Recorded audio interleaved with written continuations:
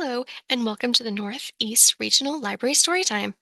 My name is Erica Will, and today I will be reading Creepy Crayon, words by Aaron Reynolds, pictures by Peter Brown, read with permission of Simon & Schuster Books for Young Readers.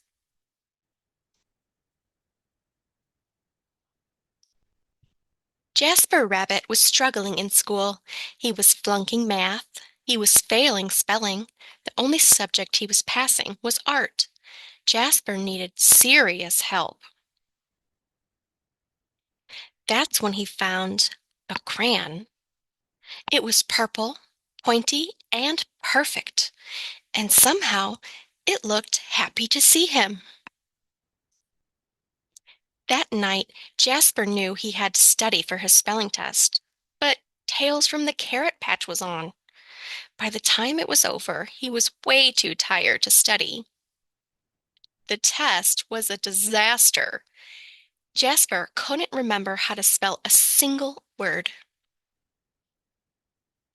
That's when he noticed something strange. Jasper picked up the crayon. Immediately he spelled all the words correctly. Jasper, 2L, spelling. Ocean, yellow, courage. When he got his test back, he got an A+ and a sticker. The crayon looked pleased. Creepy, but cool. After dinner, Jasper settled in to play Bunny Brawl 3. Math homework first, said Dad. Fine, moaned Jasper. That's when he saw it, scrawled in peculiar purple penmanship. Who needs math when you have Bunny Brawl 3? 3 hours later, he fell asleep, his game in one hand, the purple crayon in the other. When Mrs. Lobsher announced a surprise math quiz, Jasper panicked. He reached for a pencil, but instead his hand wrapped around the crayon. Suddenly, math seemed easy. He knew when to carry the one. He knew when to borrow from the bigger numbers. It was like the crayon knew exactly what to do. After the quiz, he saw it, written on his backpack. Jasper and Crayon forever. Jasper felt a shiver go up his spine.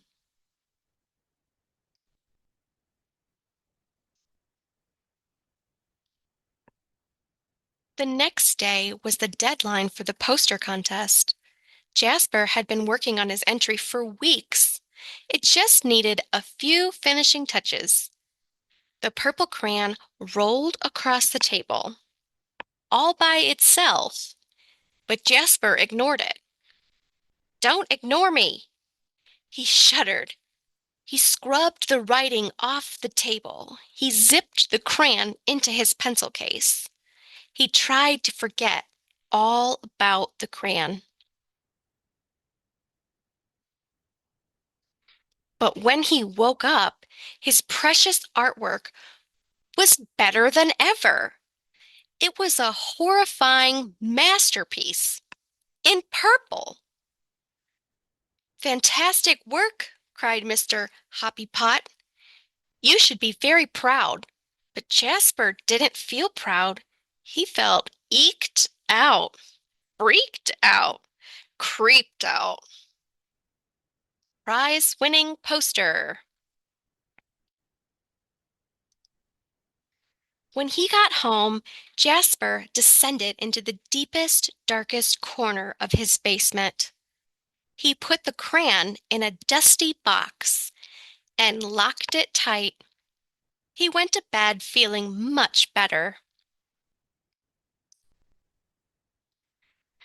But when he woke up the next day, there, on the mirror, "You need me," in his pencil case, the creepy crayon, and it looked happy to see him.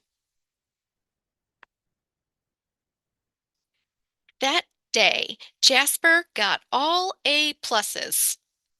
It was terrible. Enough was enough. Jasper snapped the creepy crayon in two.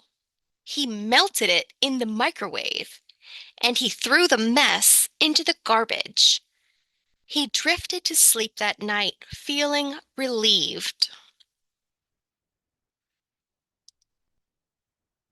But when he woke up, there, on his wall, it was a mural of him graduating elementary school with straight A's, and worst of all, it was really well drawn. Straight A's. And next to it, the creepy crayon, purple, pointy, and perfect. All day, no matter what Jasper did, the creepy crayon was there, looking oh so pleased, in his hand as he aced his vocabulary quiz, in his pocket as Mrs. Lopshire named Jasper Most Improved Student, in the crowd as the school celebrated Jasper in a special assembly. Things were spinning out of control. Jasper couldn't take it anymore. When he got home, he ran straight to the toilet and he threw the crayon in. It just floated there, spinning slowly. It did not look happy to see him. And then Jasper saw it, scribbled inside the bowl. Don't you dare! But Jasper dared. That evening, Tales from the Carrot Patch was on, but Jasper studied for his spelling test. His eyes kept darting to his pencil case. No creepy crayon. He flung the toilet lid up. No creepy crayon. He got into bed, nervously watching his walls. No creepy crayon. During the test, Jasper spelled ocean wrong, but he spelled courage right. He got a C plus. It was glorious. It wasn't an A, but it was his. He headed home from school that day, finally feeling free. Far, far away was an old sewer pipe. Out and away floated the purple crayon. Slowly, silently, it drifted for days and weeks. One thing was clear: the creepy crayon would never cause trouble ever again. Except that's when Elliot Pelican spotted the creepy crayon. It was purple, pointy, and perfect, and somehow it looked happy to see him. Thank you for joining us for Storytime. Keep checking back for more adventures.